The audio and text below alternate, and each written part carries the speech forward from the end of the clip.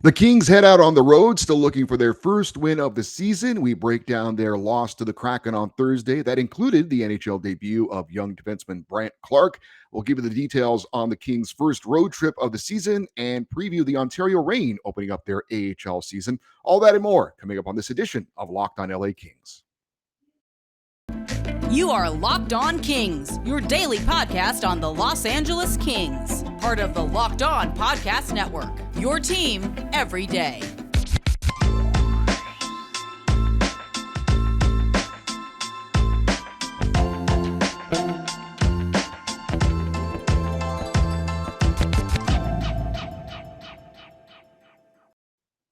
Hey, Kings fans, welcome to Locked on LA Kings, your team every day. Thanks for making Locked on LA Kings your first listen every day. We are free and available wherever you get your podcasts and on YouTube. Please like and subscribe if you're enjoying this content. At last check, we were at 762 subscribers. We are well on our goal of 800 subscribers by the end of October. Thank you so much for your support of the YouTube channel and of the podcast as well. My name is Eddie Garcia. I am your host of Locked on LA Kings. I've worked in sports media for almost 30 years.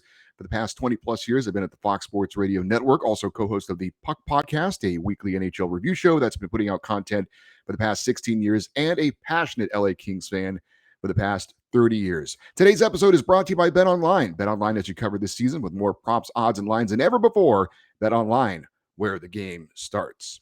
So real quick, before we get into today's show, I did want to mention we've had a couple of technical glitches on the show recently. The show on Wednesday kind of it was a little bit choppy, maybe some pops as well. And then yesterday's show, and I really hope that this is corrected because I double checked it before I started recording.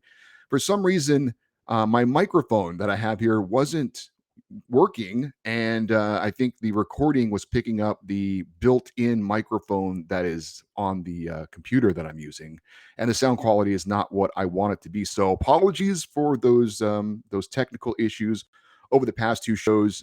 Working hard to make sure the show looks and sounds as good as possible, and when it doesn't, that does bother me. So hopefully those things have been worked out for this show and all the future shows going forward. So thanks for bearing with us through some glitches the past couple of days. All right, speaking of glitches, the LA Kings have had some glitches so far to start the season.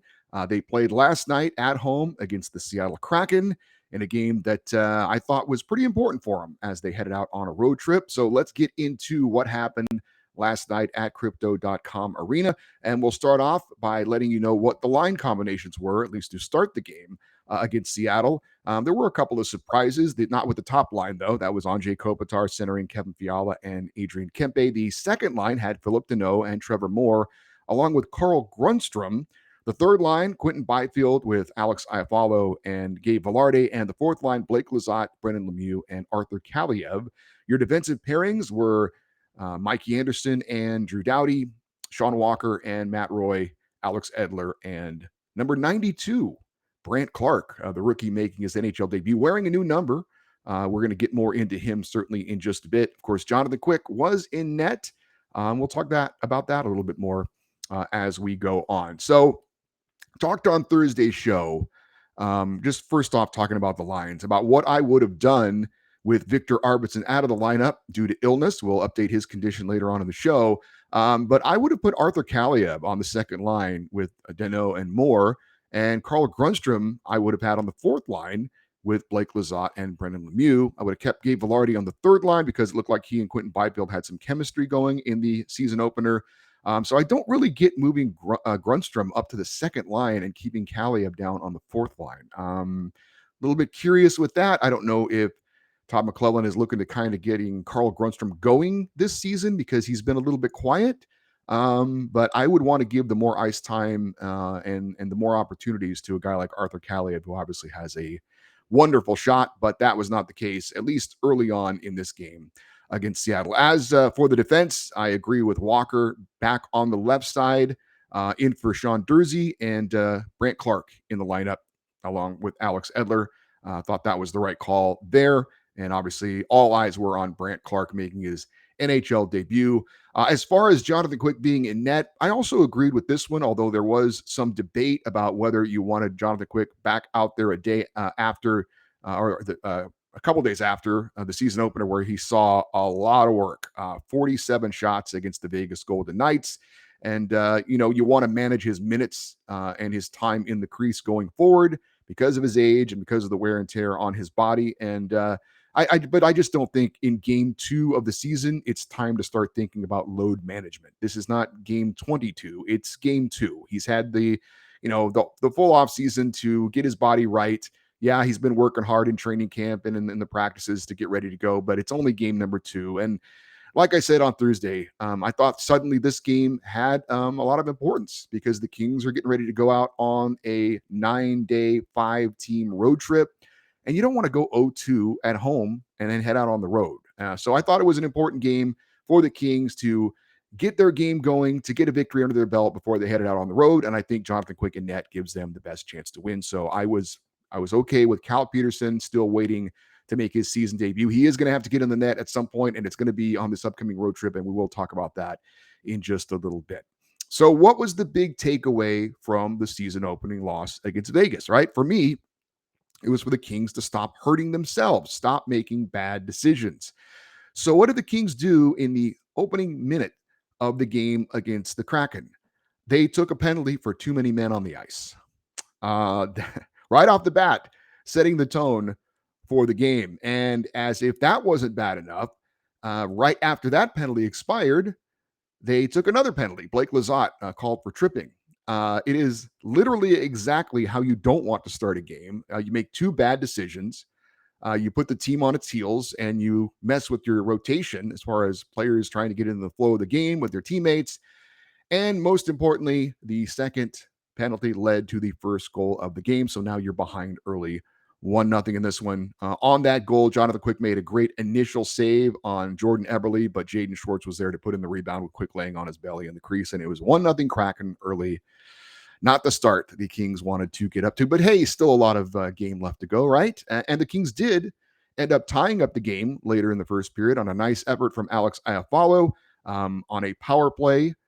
The Kings won a faceoff in the Seattle end. Actually, they didn't win the faceoff. They lost the faceoff. It went kind of behind the net, but there was a pass behind the net, and it took a little bit of a funny hop off the boards. And to Alex Iafallo's credit, he was all over it. He was immediately on the puck and tucked in the puck into the net on a bit of a wraparound against Kraken goalie Martin Jones. So good effort there for Alex Iafallo. That was a great hustle play, and not your traditional power play goal, to be sure.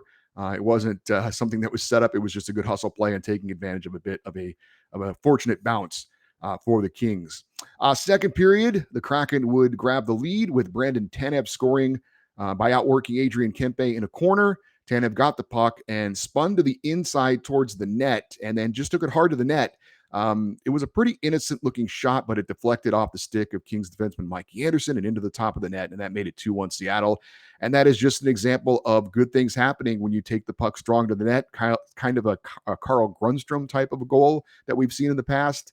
Also for Adrian Kempe, he's got to protect the inside part of the ice. He can't allow a player to go towards the net inside. He needs to force him to the outside towards the boards. Didn't do that. Good hustle play by Tanev. And then again, just hardworking goal, go to the net, and good things will happen. The Kraken got another power play on an Alex Edler hold and then added to their lead. One of those goals that is not officially a power play goal, but realistically it is just after the penalty expired. But with the Kings still essentially having 4 defenders on the ice, Alexander Wenberg got the puck to the side of the net and put it through Jonathan Quick to make it 3-1. And this one was on Quickie. Wenberg was in close, but he didn't have much space to get off a good shot. Quick had his paddle down on the ice, covering the 5-hole, but he decided to go for a poke check. And right as he did that, Wenberg slid it between his legs, 5-hole for the goal. In the third period, the only goal was an empty netter by Seattle, and that was it. 4-1. Kings lose to fall to 0-2 on the season. I will say this, and this is not an excuse. This is a fact. Seattle is a lot better than they were last season. They have upgraded their roster, and it looks like they're going to be a team that is going to be competitive night in and night out. That said, the Kings have a better roster than the Kraken, but they were outworked consistently by Seattle. Bottom line, as head coach Todd McClellan said afterwards, and I think he's right, the Kings are quote, trying to figure out who we are, end quote. And it looks like it by the way they're playing. There's not a lot of crispness to their game. You can talk about taking penalties and the mistakes they're making, but even when they're skating 5-on-5, it still looks like they're trying to find their game. And the question is why? This is not a young team trying to find chemistry. This is a pretty veteran group.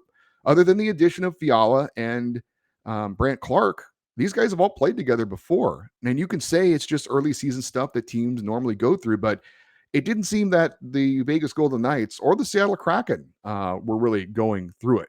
And look, when you're watching the Kings, I'm sure you're like me. You're focusing on the Kings. So any mistake they make, any bad play they make, it's magnified because that's what you're watching. And I'm not saying Seattle played a perfect game, but I thought it was pretty obvious that they appeared to be the more cohesive team. They made more crisp passes. Their breakouts were better. Just looked a little bit more together than the Kings. I guess if that's the easiest way to kind of put it. And that's what's concerning to me. I don't really understand why the Kings are, as Todd McClellan said, trying to find who they are. So hopefully that's something that comes together sooner rather than later. I do think, again, bad decisions, penalties, things like that contribute to it. But there are other opportunities where they get a breakout and they're just missing on some passes. And just not sure why. Hopefully things get straightened out soon. But like I said, I think it's concerning that they were outworked by a Seattle team that on paper is not their equal. And that team looked like they were more organized, maybe even better coached. And we'll talk about that a little bit later on in the show with an email that we have. But again, and it seemed like this happens a lot. And I should go back and check the numbers to see if it's true or not. But Seattle was coming off playing the night before in Anaheim, and they had their backup goalie, Martin Jones, in that. Now, I mentioned on yesterday's show, for whatever reason, Martin Jones has had a ton of success against the Kings. He's got their number, and he is confident playing against his old team for whatever reason. But in those situations, the Kings, you should have the advantage in that, regardless of whether you're better on paper than the opponent. They played the night before. They even played a little overtime game in Anaheim, and they're playing their backup goalie. And yet it seems like every time that happens with Anaheim, the Kings don't take advantage of that. So I'll have to go back and look it up and see if that's really true or not. But I don't know if you agree with me on that, but it seems like those situations where a road team has played the night before in Anaheim and then comes in with their backup goalie, they still have success against the Kings, it seems like. But it's definitely frustrating. And I think we're all a little frustrated with the way the Kings are playing at this point. All right, so let's look at some individual players. And of course, we have to start with Brandt Clarke, the 19-year-old making his NHL debut. Awesome to see him out there on the ice, taking the warm-up skate by himself with the helmet off and his hair blowing in the breeze there. That was fun to see. It's a interesting tradition the NHL has kind of adopted in the last few years. Really, I don't think it goes back, too far. Maybe 5, 6, 7 years, something like that. It seems like where when a rookie makes his NHL debut, the rest of the team stays back for a minute or so, lets him go out there and take a few shots and a couple of laps all by himself to kind of put the focus on him for a bit. But Brandt Clarke, I thought, played pretty well. No glaring mistakes, certainly. You worry about nerves playing in your first game, and it took him a little while to get into the flow of the game, but I think he did. He did see time on the Kings' second power play unit at the point and looked pretty good there. There was a 4-on-4 opportunity with the Kings down 2 goals where Clarke made a really nice pass to Philip Deneau at the side of the net. Unfortunately, Deneau just didn't have much room to get anything on the puck. He was basically just trying to stuff it in against the pad of Martin Jones. But that was a real nice decision and pass from Brandt Clarke. And at a key moment of the game, that one could have got in and made it a 1-goal game late. You get the crowd back into it, and you get Brandt Clarke on the board. Man, that would have been really nice if that one could have connected and made it in, but it didn't, unfortunately. Brandt Clarke did see some time in the third period playing alongside Drew Doughty, with Todd McClellan looking to get some more offense with the Kings down a couple of goals. But I thought all in all for Brandt Clarke, I thought pretty positive first step. And I do expect to see him back in the lineup sooner rather than later for the Kings. I would expect to see him in the lineup on Saturday in Minnesota. It should only get better going forward for Brandt Clarke. I thought a pretty good first step for the young Kings defenseman. As for Kevin Fiala, look, the spotlight's going to be on him for most of the season, obviously, because of the big offseason acquisition.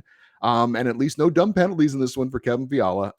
For the second straight game, though, he was held without a point. His best chance came on a one-time on a power play from the right faceoff dot. Unfortunately, it was a nice hard shot, but he put it right in the logo of Martin Jones. And bottom line, there's high expectations for Kevin Fiala this year, and we need to see more. Flat out, we need to see more. He needs to be a difference maker for the LA Kings, and so far, I don't think you can say he has been. And you can say he's getting adjusted to his new teammates and so on and so forth. But he looked good in the preseason playing with these guys. It looked like the chemistry was there. He scored a couple of goals. So I'm not sure if that's a legitimate excuse. We have heard that Kevin Fiala can be a streaky player. So hopefully once he gets that first goal or two, things will start really heating up for him. It's going to be interesting to see how Fiala plays in their next game, which is back in Minnesota for him, where he played for 4 years and was a very popular player. I expect to get him to get a very warm reception from the folks there in the state of hockey. I'm sure they'll have the video tribute and all that.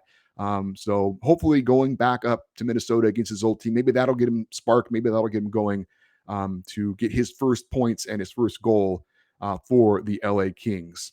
One positive note from the Seattle game would be that the defense was much better. Although, to be fair, there was kind of nowhere to go but up after the season opening game against Vegas, where they allowed 51 shots on goal, but much more manageable in this one against Seattle. Just 22 shots against in game number 2. And the Kings actually outshot the Kraken 27-22. So hopefully we see more of that going forward. So time to look ahead to what is to come for the LA Kings as they embark on their first road trip of the season. But first, I need to tell you about BetOnline.net, your number one source for football betting this season. Find all the latest player developments, team matchups, news, podcasts, and in-depth articles and analysis on every team. You can always find this at BetOnline, which remains your continued source for all your sports wagering information with live betting and up-to-the-minute scores for every sport out there. It is the fastest and easiest way to check in on all your favorite games and events, including postseason baseball, MMA, boxing, and golf. Head to betonline.net or use your mobile device to learn more about the action going on today. That is BetOnline, where the game starts. So as bummed out as I was, and I think most of you are about the start to the season for the Kings, it is just 2 games, and for sure it's not the start we wanted, but I don't think it's time to hit the panic button yet. All the players and coaches are saying the right things at this point, and maybe the road trip is just what they need to refocus and bond as a team. And this actually does happen. You get away from your family and it's just you with your teammates and the coaches. And sometimes it's easier to focus that way. Hopefully this road trip is just what the Kings need to get on track. So here's what the road trip looks like for the LA Kings. It's 5 games in 9 days. They're already in the air and headed to Minnesota, where they play on Saturday. The Wild were a team that made the playoffs last year. Monday, they'll be in Detroit to take on the Red Wings. They were not a playoff team a year ago, but they are a much improved team. Tuesday, they're in Nashville to take on another team that made the playoffs. And so again, it's the first time the Kings will have played back-to-back games this regular season, coming up on Monday and Tuesday. And you got to believe we're going to see Cal Peterson in one of those games. Will it be Monday against Detroit? Will it be Tuesday against Nashville? Look, I would go ahead and start him against Detroit because that's a bit of a lesser opponent, if you want to look at it that way, than Nashville is. But we'll see what Todd McClellan decides to do. Will he go with Quick on Monday and then Cal the next night on Tuesday, or reverse order? We'll have to wait and see. But I fully expect and would be totally shocked if Cal Peterson does not start one of those games Monday or Tuesday. Then on Thursday, the Kings are in Pittsburgh to take on an always tough Penguins team. I believe it's 16 straight seasons the Penguins have made the playoffs, which is ridiculous. Saturday, they'll be at Washington, another team that made the playoffs. So of their 5 opponents, 4 of them made the playoffs a year ago. And then they'll be back home in Los Angeles after that first road trip of the season. I did want to mention one injury update. We talked about Victor Arvidsson not playing against Seattle because of an illness. He was back at practice and skating this morning, apparently, and he did board the plane with the team headed to Minnesota. So look to see him on the ice sooner rather than later at some point, perhaps as soon as tomorrow against Minnesota. There is another team that we want to tell you about that is about to open up the season and several players that you should be interested in. And we'll update you on that in just a moment. But I do want to let you know to not forget about Locked On NHL. It's a podcast that has you covered for all your league-wide NHL talk. It has a rotating cast of local hosts from the Locked On NHL channel. And you can find that and subscribe for free on your favorite podcast app or on YouTube. Again, they break down the biggest stories in hockey 5 days a week. Subscribe for free on your favorite podcast app and on YouTube. So the Ontario Reign, the Kings AHL affiliate, opens up its season tonight at home against the Abbotsford Canucks, 7 p.m. Toyota Arena in Ontario. And we're going to keep tabs on the Ontario Reign all season long because there are several future Kings playing on that team. We will have a Reign report sporadically throughout the season here on Locked On LA Kings. And here is the roster for opening night for the Ontario Reign. Your forwards are Martin Chromiak, Rasmus Kupari, Tyler Madden, Samuel Fagimo, Akil Thomas, TJ Tynan, Alan Quine, Elias Anderson, Samuel Hellenius, Andre Lee, Taylor Ward, Jacob Doty, Brent Kemp, Nate Thompson, Aiden Dudas, and Austin Wagner. Your defensemen for the Ontario Reign are Helga Granz, Tyler Inamoto, Kim Nostiainen, Toby Bisson, Jordan Spence, Cameron Gauntz, Tobias Bjornfoot, Frederick Allard, and Jacob Moverari. And your goaltenders are Phoenix Copley and Matthew Villalta. And there is one bit of Reign news to pass along. They named their new team captain for this year, and it is TJ Tynan, the veteran AHL player, the two-time defending AHL player of the year. No surprise there. I think even I predicted that in the offseason that TJ Tynan would be the new captain. So congrats to him and good luck to the Ontario Reign this coming season.